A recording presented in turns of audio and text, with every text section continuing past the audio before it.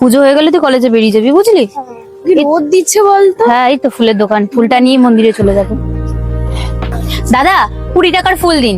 হ্যাঁ দিদি দিচ্ছি। এই যে দিদি আপনার 20 টাকার ফুল। এই নিন টাকা। দিদি ওই ফুল গিয়ে ভগবানকে যেন দিও না। কেন, ফুলগুলো কি পচা নাকি? 20 টাকার ফুল কিনে 30 টাকার ফুল প্লাস্টিকে ঢুকিয়ে দিচ্ছ। তোমাকে তো দেখেই বোঝা যাচ্ছে তোমার মানসিকতা খারাপ। আমার মানসিকতা খারাপ কেন হবে?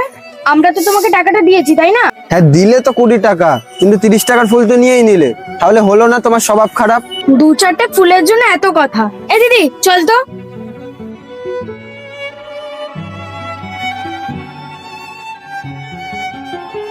আচ্ছা বোন, তুই কি কাজটা ঠিক করলি? কেন, আমি কি করলাম আবার? দেখ, তোর যদি ফুল বেশি লাগতো তাহলে আর কিছু টাকা দিয়ে ফুল নেওয়াই যেত।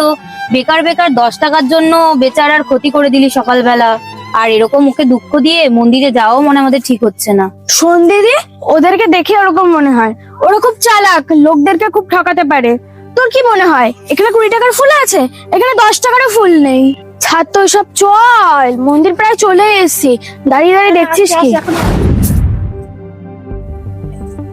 এই অন্ধ নাকি, দেখতে পারিস না? ওনাকে বলে আর কি হবে, যেটা হওয়ার তো সেটা তো হয়েই গেছে।